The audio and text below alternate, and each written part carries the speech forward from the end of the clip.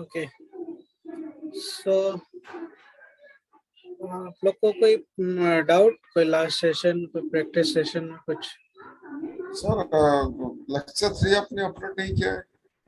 कौन सा lecture 3? Lecture? 3 number का लेक्चर जो हुआ था आपने वो अपलोड नहीं किया है? मैंने फर्स्ट दो या तीन क्लास तो मैंने रिकॉर्ड ही नहीं किया, तो मैंने तो उसके बाद से नहीं स्टार्ट नहीं, किया रिकॉर्ड।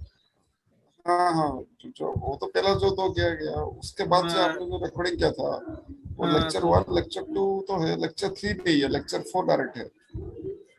9 तारीख का है क्या आप लोग के पास? 9 तारीख का है। मैं आपको स्क्रीन शेयर करता हूँ उसका।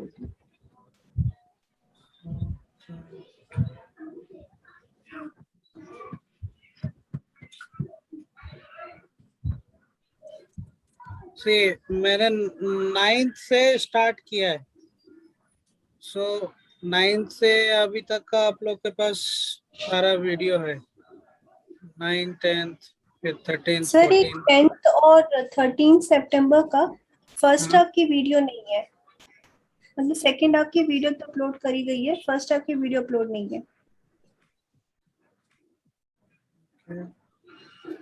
वो कितने MB का है, वो कुछ आइडिया है?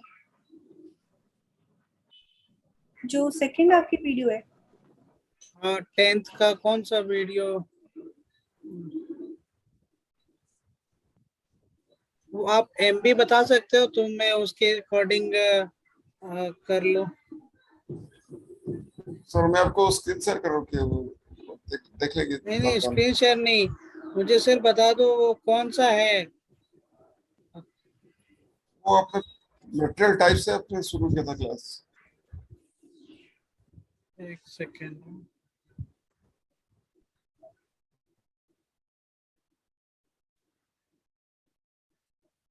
ये वाली?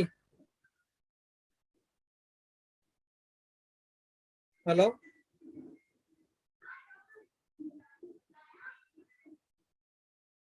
सर बोलिएगा। ये वाला है क्या?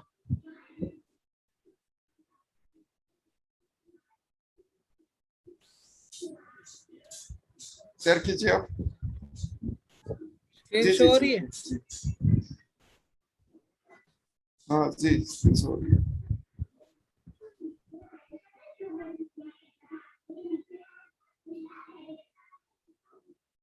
ये वाला नहीं है क्या, कंपनी कोड वाला?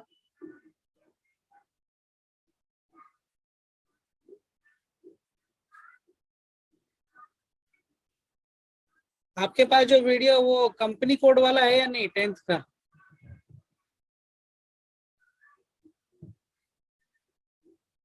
हेलो?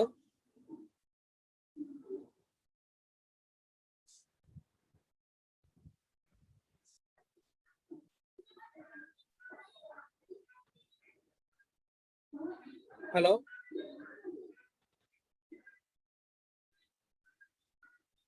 जी सर बोलिए। मैं बोल रहा हूँ कि 10th का जो वीडियो है वो कंपनी कोड वाला नहीं है क्या, डायरेक्ट मटेरियल टाइप से स्टार्ट है क्या? हाँ हाँ हाँ। ओके।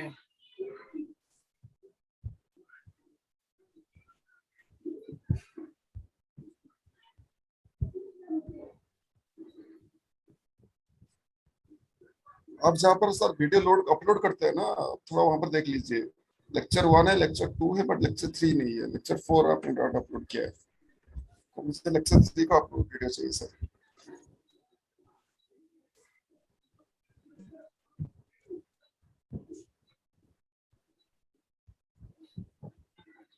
मैंने अपलोडिंग में लगा दिया वीडियो, आप लोग एक अपलोड हो जाए तो चेक कर लेना।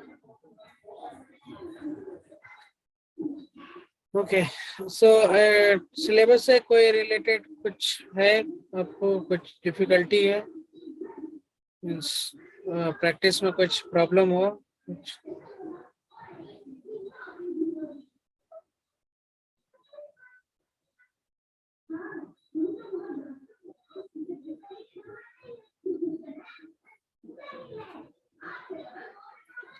ओके ठीक है, फिर कोई प्रॉब्लम नहीं है तो मैं नेक्स्ट टॉपिक पे जाता हूँ। ओके सो आपका कल जो टॉपिक हुआ था वो हुआ था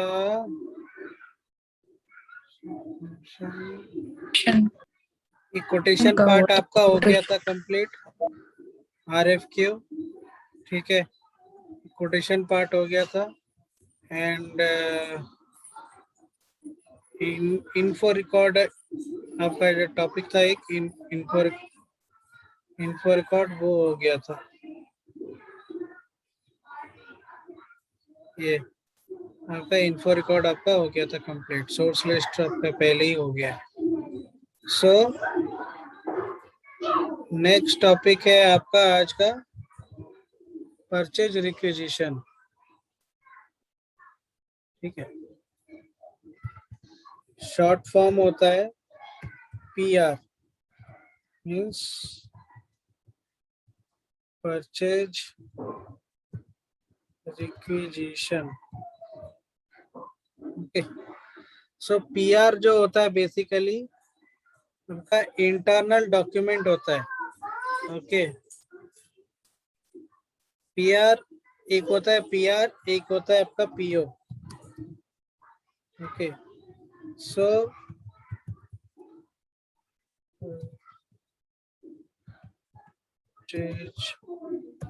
ऑर्डर, सो PR और PO में अगर आपको किसी ने डिफरेंस पूछा कि PR और PO में डिफरेंस क्या होता है, तो आपको बोलना है PR जो होता है वो इंटरनल डॉक्यूमेंट होता है, ये आप किसी के साथ शेयर नहीं करते हो, मीन्स आउटसाइड द कंपनी आप किसी के साथ शेयर नहीं करते हो, जो भी होता है वो इंटरनली रहता है विद इन द कंपनी। और जो PO होता है परचेज ऑर्डर, ये होता है एक्सटर्नल डॉक्यूमेंट होता है। सो ये आप क्योंकि वेंडर के साथ आउटसाइड द कंपनी आप शेयर करते हो, सो ये डिफरेंस होता है बिटवीन PR एंड PO। सो जब भी आपको किसी मटेरियल की रिक्वायरमेंट होती है आप PR ही रेज करते हो, ओके एंड उसके बेस पर आपका PO बनता है। मेरे पास 1 मिनट में आया।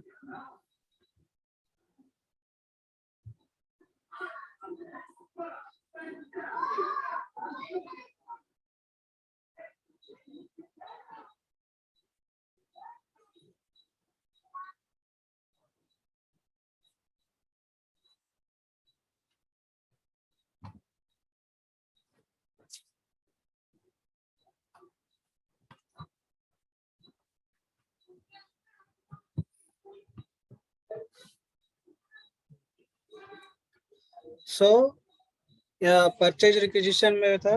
सो परचेज रिक्विजिशन आता है आपका इंटरनल डॉक्यूमेंट इसको बोलते हैं। तो आपको जब भी कोई मटेरियल का रिक्वायरमेंट हो, सो आप उसके अकॉर्डिंग परचेज रिक्विजिशन आप क्रिएट कर सकते हो, ठीक है।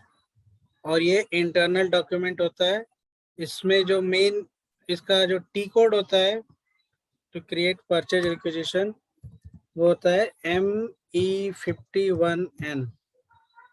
ME51N से क्रिएट होता है, ME52N से चेंज करना है तो आप ME52N से चेंज कर सकते हो, एंड ME53N, ये 3 होता है। Okay so to create ME51N, to change ME52N and ME53N for display, ठीक है। इसमें बेसिकली एक होता है आपका डॉक्यूमेंट टाइप, एक होता है आपका आइटम कैटेगरी, और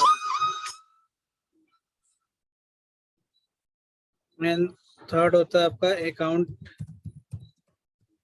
असाइनमेंट कैटेगरी। सो ये बेसिकली तीन चीजें जो इम्पोर्टेंट होती है पीआर में, ठीक है। अब डॉक्यूमेंट टाइप वो क्या होता है ये मैं आपको बताऊंगा। डॉक्यूमेंट टाइप क्या होता है, आइटम कैटेगरी क्या होता है, अकाउंट असाइनमेंट कैटेगरी क्या होता है। एंड इसके बाद क्या है, एक और चीज होता है, जब भी आप पीआर क्रिएट करते हो, सपोज आपने एक क्या किसी भी डिपार्टमेंट ने एक मटेरियल का रिक्वायरमेंट पीआर क्रिएट किया, सो वो पीआर सबसे पहले अप्रूव होने के लिए जाता है। ऐसा नहीं होगा कि आपने पीआर क्रिएट कर दिया और वो डायरेक्टली परचेज डिपार्टमेंट के पास चला जाएगा।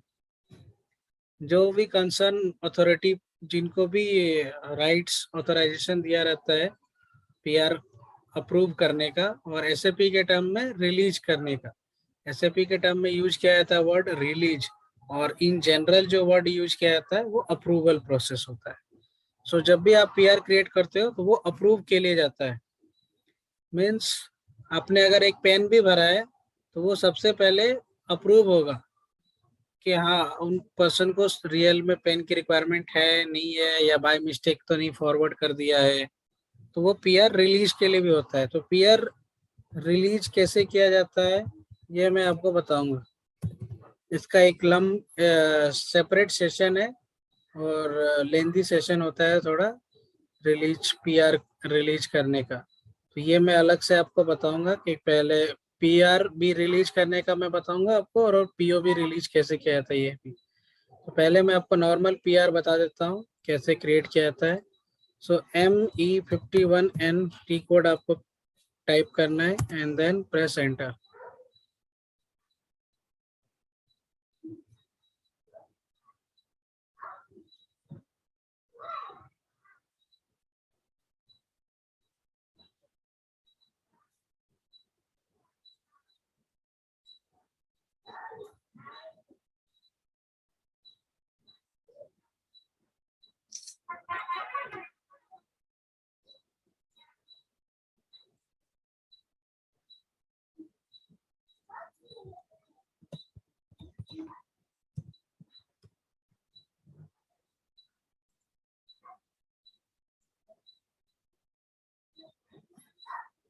ME51N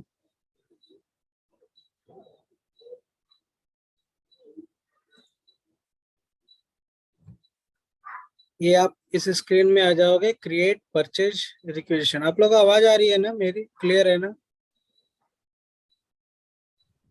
yes sir. Yes sir. Hello, हाँ सर, क्लियर है आपका। यस सर, आ रही है आपकी वॉइस। ओके। सो ये स्क्रीन ओपन होगी, इसमें जो भी ये जो आपका बैक फॉरवर्ड और क्लोज है इसको आप सबसे पहले क्लोज कर दीजिए। ओके, देन ये स्क्रीन है आपकी। अब इसमें जो सबसे पहले मैंने बोला था डॉक्यूमेंट टाइप, सो ये होता है NB। NB जो होता है आपका स्टैंडर्ड डॉक्यूमेंट टाइप होता है। ओके, ये SAP ने क्रिएट किया हुआ है NB परचेज रिक्वेजिशन स्टैंडर्ड। इसको छोड़ के NB और एक और होगा UB, एक FO, एक ये भी स्टैंडर्ड है framework requisition FO। Okay, then NB ये स्टैंडर्ड है। ओके, एंड ओके UB इसमें नहीं है, एक UB भी होता है। सो ये NF, इन दोनों को छोड़ के आप जितने भी आप देख रहे हो लिखा हुआ जो भी डॉक्यूमेंट टाइप और ये RB भी और स्टैंडर्ड होता है। ओके, इन तीनों को छोड़ के जितने भी आप देख रहे हो लिखा हुआ डॉक्यूमेंट टाइप, इसमें ये एक लोगों ने क्रिएट किया हुआ है खुद का कस्टमाइज्ड। ओके, क्योंकि आपको रियल वर्ल्ड में आपको ऐसे डॉक्यूमेंट टाइप आपको क्रिएट भी करना होता है। सो ये डॉक्यूमेंट पहले मैं आपको नॉर्मल बता देता हूँ कि नॉर्मल कैसे क्रिएट किया जाता है by using the standard document type, और फिर मैं आपको बताऊंगा कि डॉक्यूमेंट टाइप क्रिएट कैसे किया जाता है आपका खुद का। सो बाय डिफॉल्ट यहाँ पर आपको जो सेलेक्ट करना है वो सेलेक्ट करना है NB।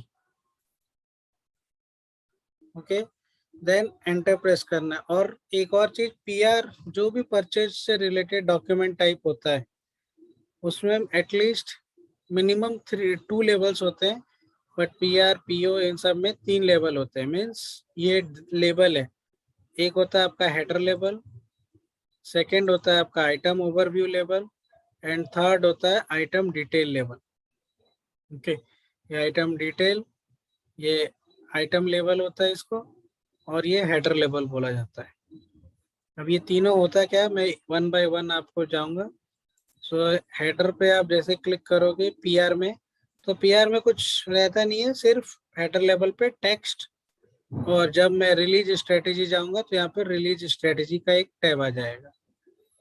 अब ये होता क्या है, टेक्स्ट, सपोज आपको किसी पर्टिकुलर मटेरियल की रिक्वायरमेंट है और आपको कुछ सेपरेटली कुछ लिखना है, ओके, कुछ हाईलाइट करके लिखना है, तो कि पर्टिकुलर इस कंपनी का होना चाहिए, ये स्टैंडर्ड होना चाहिए, इस तरीके से पैकिंग आना चाहिए, तो वो सब कुछ आप टेक्स्ट में जो भी है आप सब कुछ लिख सकते हो। ठीक है, कब तक आपको रिक्वायरमेंट है वो सब कुछ आप यहाँ पर, एक्स्ट्रा कुछ लिखना है तो ब्रांड आपका जो भी होना चाहिए तो आप ब्रांड लिख सकते हो कि किस ब्रांड की आपको यूज करनी है। ओके, तो वो आप यहाँ पर मेंशन कर सकते हो टेक्स्ट में। नेक्स्ट होता है आपका आइटम ओवरव्यू। अब यहाँ पर आपके 3-4 चीजें होती है, मतलब काफी है चीजें, एक 3-4 नहीं काफी है। ये होता है आइटम ऑफ स्टेटस, ये बताता है स्टेटस क्या है। एक होता है account assignment category, then item category, इसमें मटेरियल फिल किया जाता है, कौन सा मटेरियल का रिक्वायरमेंट है वो यहाँ फिल करना है आपको। शॉर्ट टेक्स्ट ऑटोमेटिक आ जाएगा, जो भी आपने शॉर्ट टेक्स्ट मेंटेन किया हुआ है उस पर्टिकुलर मटेरियल का। क्वांटिटी, कब चाहिए, कौन सा मटेरियल ग्रुप है, ये सब बाय डिफॉल्ट आएगा क्योंकि आपने ऑलरेडी मटेरियल मास्टर में मेंटेन किया हुआ है। ओके, सो फर्स्ट जो आपको करना है, इसमें मैंने बताया था आपको आइटम कैटेगरी, ये डॉक्यूमेंट टाइप है, एंड ये होता है आइटम कैटेगरी। सो आइटम कैटेगरी जो होते हैं ये इतने टाइप के होते हैं, 1 2 3 4 5 6। सो आपको ये आपको पूछा जाता है कितने टाइप के आइटम कैटेगरी होते हैं और आइटम कैटेगरी का रोल क्या होता है, यूज क्यों करता है item category. So basically 6 type के आइटम कैटेगरी होते हैं। 1 स्टैंडर्ड, सेकंड कंसाइनमेंट, थर्ड सब contracting, fourth third party, fifth stock transfer, and sixth service. Means first जो स्टैंडर्ड है, जो हम नॉर्मल जो PR क्रिएट करते हैं वो स्टैंडर्ड आइटम कैटेगरी, उसका ब्लैंक होता है, कुछ भी नहीं होता है, उसमें कोई कोड नहीं होता है। कंसाइनमेंट प्रो अगर PR क्रिएट करोगे, ये मैं आपको बताऊंगा आगे इन फ्यूचर, कंसाइनमेंट होता क्या है, सब कॉन्ट्रैक्टिंग क्या होता है, third party stock transfer service क्या होता है, वो मैं आपको आगे फ्यूचर में बताऊंगा। बट अभी के लिए फिलहाल ये कोड है, और ये आप ओन क्रिएट नहीं कर सकते हो, कस्टमाइज नहीं कर सकते हो, ये स्टैंडर्ड है और आपको इसी को यूज करना है। तो कंसाइनमेंट, अगर कंसाइनमेंट बिजनेस सिनेरियो है तो आपको K सेलेक्ट करना होता है, सब कॉन्ट्रैक्टिंग के लिए L, third party S, stock transfer U, and service D। सो ये आपको याद रखना है।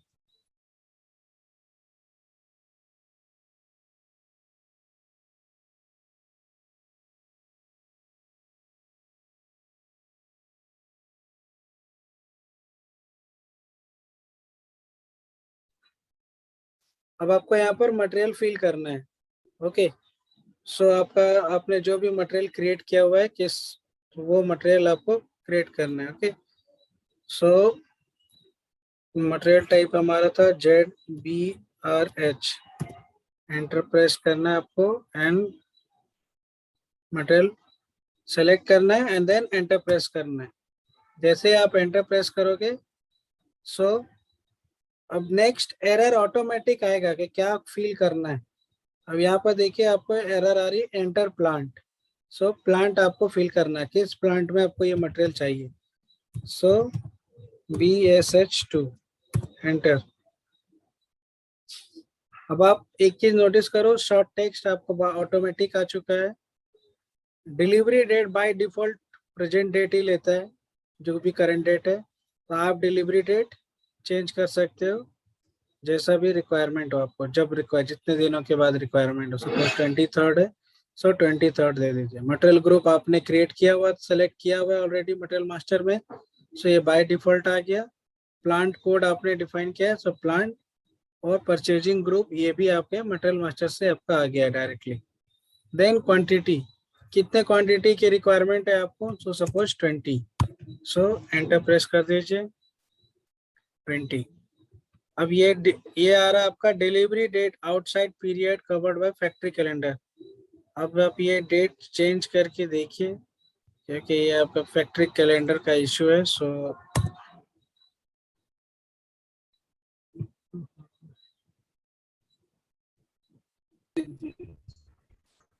प्रेजेंट प्लांट, क्या, हेलो सर, हेलो सर मैं अगर प्लांट सर मैं अगर प्लांट क्रिएट करूंगा, अगर फैक्ट्री कैलेंडर में 06 ना डाल के इंडियन कैलेंडर दे दूं तो चलेगा। जो अगर वो सही कॉन्फ़िगरेशन है तो कुछ कोई इशू नहीं, बस सही कॉन्फ़िगरेशन। क्योंकि आप यहाँ पर क्योंकि यहाँ पर प्रॉब्लम आ रहा है ना, आप जो कर रहे हैं तो फैक्ट्री कैलेंडर 06 एरर दिखा रहा है।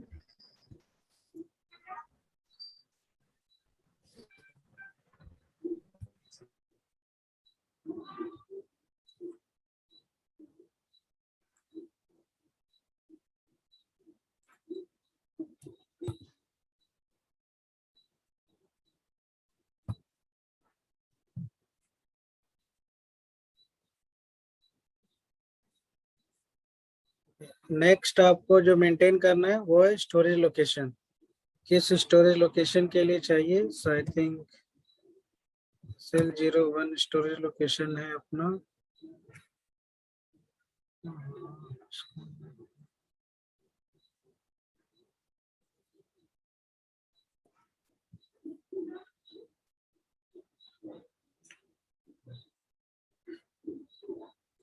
मैं देखता हूँ, ट्राई करता हूँ। सिस्टम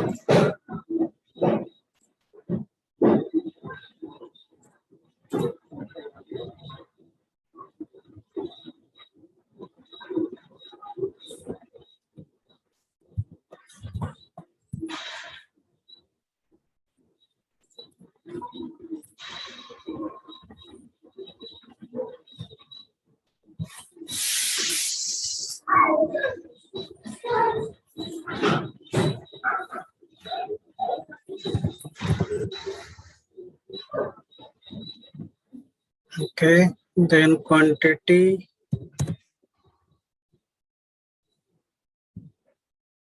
okay, so अगर कुछ एरर होता है तो वो स्टेटस में शो होता है, ठीक है, और एरर नहीं है सो आगे डायरेक्टली हम प्रोसीड कर सकते हैं। सो ये अपने प्लांट मेंटेन कर दिया, केवल ये मटेरियल ग्रुप बाय डिफॉल्ट आ जाता है। डिलीवरी डेट, ये डिलीवरी डेट कैटेगरी है, मीन्स डे फॉर्मेट में है। ये यूनिट आपने सब कुछ मटेरियल मास्टर में मेंटेन किया हुआ, इसलिए बाय डिफॉल्ट ये पीस आ रहा है। क्वांटिटी, कितने क्वांटिटी की रिक्वायरमेंट है, वो कब तक आपको चाहिए वो चेंज कर सकते हो आप। एंड किस स्टोरेज लोकेशन के लिए आपको चाहिए, सो आप पर्टिकुलर स्टोरेज लोकेशन आप सेलेक्ट कर सकते हैं। ओके, देन सपोज अब रिक्वेस्टेड बाय, किसने रिक्वेस्ट किया है तो आप लिख सकते हो, ठीक है। कुछ अगर सपोज आपको ट्रैक करना है तो आप कुछ भी आप नंबर दे दो, ट्रैकिंग नंबर, जिससे आप ट्रैक कर सको, देन एंटर प्रेस करना है। अगर आपको कोई वेंडर सपोज मालूम है जो अच्छा वेंडर है, तो उसको आपको अगर फिक्स करना है डिजायर्ड वेंडर, तो वो भी आप फिक्स कर सकते हो, लेकिन जनरली पीआर में फिक्स नहीं किया जाता है। तो ये परचेज डिपार्टमेंट के ऊपर छोड़ा जाता है कि वो किस वेंडर के साथ डील करेगी। पीआर जनरेट करने वाले ये काम नहीं करते हैं, वेंडर फिक्स उनके ऊपर नहीं। वो चाहे तो टेक्स्ट में लिख सकते हैं, हेडर टेक्स्ट में, कि कौन सा उनको चाहिए नहीं चाहिए।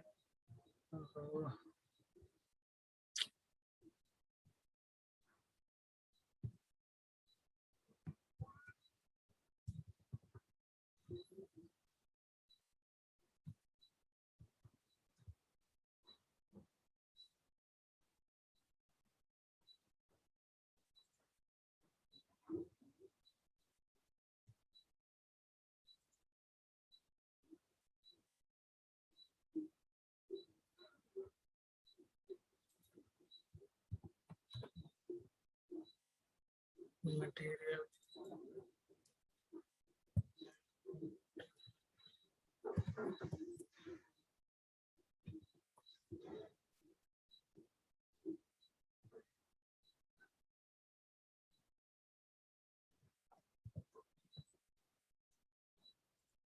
और ये सब कुछ ऑप्शनल होता है। आपके अगर मैंडेटरी है तो आपको मेंटेन करना होता है कि किसने रिक्वेस्ट किया, जो भी आपका एम्प्लॉय कोड रहेगा वो एम्प्लॉय कोड डालना होता है, और बस। ठीक है, ये आपका हो गया। अब आपको करना है चेक। जैसे आप क्रिएट सब कुछ जो भी आपने लिखना था वो सब कुछ अगर आप लिख दिए, मेंटेन कर दिए, उसके बाद ये होता है आपका चेक का बटन। चेक से क्या होता है, अगर कुछ एरर है, कुछ कोई पोर्शन मिसिंग है अगर एंटर करने के लिए, तो सिस्टम शो कर देगा एरर। अगर कुछ भी एरर नहीं है, सो मैसेज आ जाएगा आपको, no message issue during check. Means आपने जो पीआर क्रिएट किया है उसमें कोई भी प्रॉब्लम नहीं है, डॉक्यूमेंट बिल्कुल क्लियर है, और जो भी चीज चाहिए थी मेंटेन करनी वो सारी चीजें आपने मेंटेन कर दिया है। तो ये चेक बटन आपको जरूर, या आप डायरेक्टली सेव नहीं करोगे, सबसे पहले आपको चेक करना है, उसके बाद आपको सेव करना होता है। देन सेव का बटन पे प्रेस कीजिए या फिर कंट्रोल एस कीजिए। सो जैसे आप किया, ये एक नंबर आ गया। अब ये नंबर कहाँ से आ रहा है ये भी मैं आपको बताऊंगा। ओके, सो ये आपका पीआर नंबर है। ठीक है, ये था आपने यूज क्रिएट किया पीआर। इसमें किसी को कोई डाउट है तो आप अभी बोल सकते हो, फिर नहीं तो मैं नेक्स्ट टॉपिक पे जाता हूँ।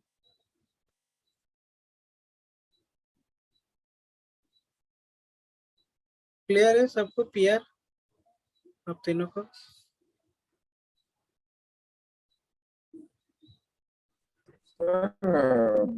परचेस इक्वेशन पीआर तो प्रोडक्शन वाले भी तो सर करते हैं, ये only for materials management consultant करते हैं।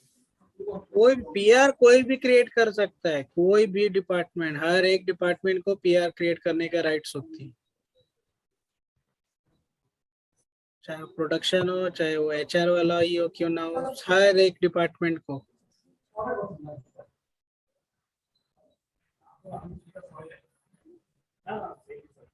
क्लियर है?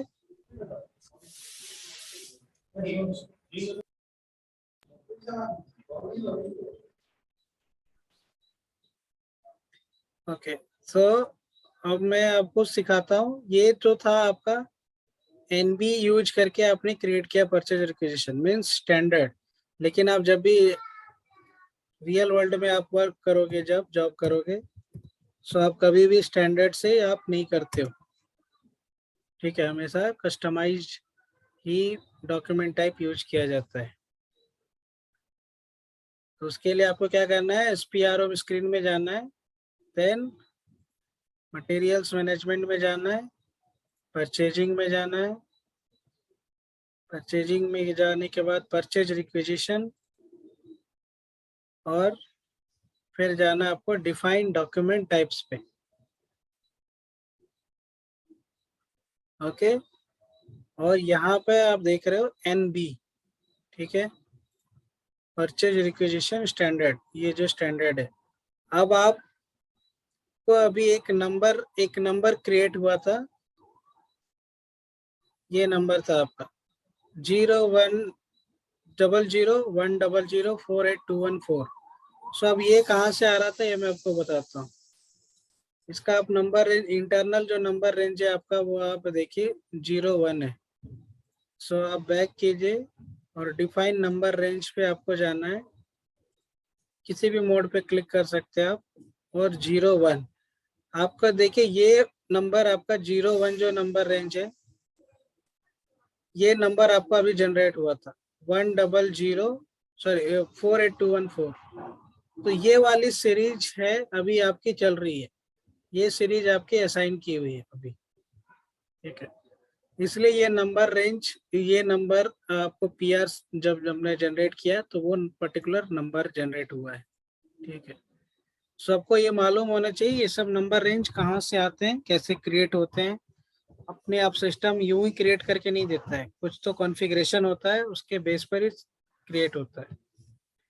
सो आपको क्रिएट करने के अभी आपको मैं बताता हूँ, पहले डॉक्यूमेंट टाइप क्रिएट करना, फिर उसको नंबर रेंज आप असाइन करोगे।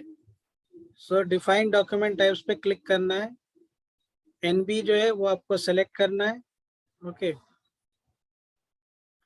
और ये होता है आपका कॉपी का बटन, डायरेक्टली आपको कॉपी पे प्रेस करना है। उसके बाद क्या करना है आपको, जो भी आप क्रिएट करना चाहते हैं कस्टमाइज, तो जब भी आप कस्टमाइज क्रिएट करोगे आइदर आपको Z से स्टार्ट करना है लिखना या फिर Y से, हमेशा याद रखना है आपको। सो सपोज ZSTR ये मैंने लिख दिया।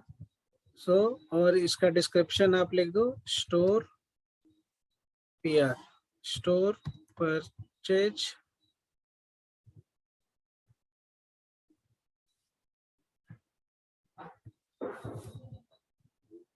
Requisition, okay. सो सपोज ये आपको लिख देना है, देन एंटर प्रेस करना है। जैसे आप एंटर प्रेस करोगे तो जो भी कस्टम स्टैंडर्ड में जो भी एंट्रियां है, बैकएंड सेटिंग है, वो सब आपको कॉपी करनी होती है। सो आपको क्लिक करना है कॉपी ऑल पे। सो जो भी सेटिंग्स है उसमें टोटल 401 एंट्रीज थी, वो सारी आपकी कॉपी हो जाती है, ओके। और अब ये अभी क्या, नंबर ऑफ एंट्रीज कॉपीड 1। सो ये आपका क्रिएट हो गया, ठीक है। अब इसके बाद आपको क्या करना है, लाइन सेलेक्ट करना है, link purchase requisition document type पे क्लिक करना है। अब ये क्या है, सपोज आपने ये जो ZSTR purchase requisition document type create किया है, आप सिर्फ स्टैंडर्ड के लिए यूज करना चाहते हो। सपोज ये इतने सारे जो आप देख रहे हैं आपको, या सपोज सिर्फ सब कॉन्ट्रैक्टिंग प्रोसेस के लिए ही आपको यूज करना है, बाकी किसी के लिए भी आपको यूज नहीं करना है, तो आपको क्या करना होता है, सिंपली 1 बाय 1 सेलेक्ट करना है और डिलीट कर देना है। सो सपोज अगर आप ये डिलीट कर दोगे सपोज, तो ZSTR से आप कंसाइनमेंट PR क्रिएट नहीं कर सकते अगर आप डिलीट कर देते हो। सो कौन से पर्टिकुलर डॉक्यूमेंट टाइप मेनली अलग अलग क्रिएट क्यों किया जाता है, ताकि आप डिफ्रेंशिएट कर सको। सपोज जनरल है, सो ZSTR आप कुछ भी लिख सकते हो नोमेनक्लेचर। सो ZSTR मैंने लिख दिया, मीन्स स्टोर का डॉक्यूमेंट टाइप एक है, तो इन जनरल है, उसमें सिर्फ जो जनरल है वही यूज होगा, बाकी और कुछ भी यूज नहीं होगा। सो आपको क्या करना होता है, सिंपली सारे सेलेक्ट करने और डिलीट कर देना है। लेकिन ये क्या, प्रैक्टिस सर्वर तो लोगों ने अपना अपना किया हुआ है, इसलिए मैं किसी का डिलीट नहीं कर रहा हूँ, अदरवाइज किसी को प्रॉब्लम हो सकता है। सो आपको क्या करना होता है, सिंपली सपोज आपको ये कंसाइनमेंट और सब कॉन्ट्रैक्टिंग नहीं चाहिए, तो आपको क्या करना होगा, सिंपली ये सेलेक्ट करके इस बटन पे क्लिक कर देना है डिलीट पे। सो ZSTR डॉक्यूमेंट टाइप यूज करके आप कभी भी कंसाइनमेंट और सब कॉन्ट्रैक्टिंग आप क्रिएट नहीं कर पाओगे। आप उससे सिर्फ और सिर्फ ये आपका ZSTR का, हाँ, सो सिर्फ आप जनरल ही PR क्रिएट कर सकते हो। ओके, अभी आप इसको सेव कर देना है एंड कंटिन्यू करना है, देन बैक। अब आप देखिए एक ये आपका डॉक्यूमेंट टाइप क्रिएट हो चुका है ZSTR, लेकिन अभी भी इसके जो नंबर रेंज है वो क्या सिस्टम वाला ही है। सो आपको क्या करना है, आपको अगर अपना खुद का देना है सो डिफाइन नंबर रेंज में जाइए, एडिट इंटरवल मोड पे क्लिक कीजिए, प्लस में जाइए और कोई भी सपोज आपको कुछ यूनिक नंबर रेंज देना है जो कि सिस्टम में नहीं होना चाहिए। सपोज 38100।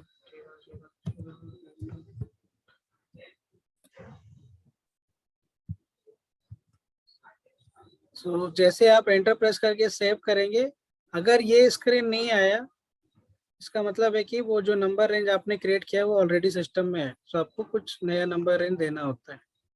ठीक है, अब चेंजेस वेयर सेव्ड। अब हमारा क्या था P1, ये आपका P1 है, तो 81 सीरीज है। ओके, सो आपको बैक करना है, डिफाइन डॉक्यूमेंट टाइप में जाना है, आपको पोजीशन में जाना है, ZSTR एंटर, एंड ये नंबर रेंज जो इंटरनल है ये 01 अभी सिस्टम में बाय डिफॉल्ट वाला यूज हो रहा है। तो आप P1 असाइन कर दीजिए जो आपने क्रिएट किया है एंड सेव कर दीजिए एंड एंटर। ठीक है, अभी मैं आपको न्यू ID शेयर करता हूँ, उसके बाद मैं आपको शो करूंगा ZSTR से PR क्रिएट करके, और वो 81 वाली सीरीज आएगी आपकी। ठीक है।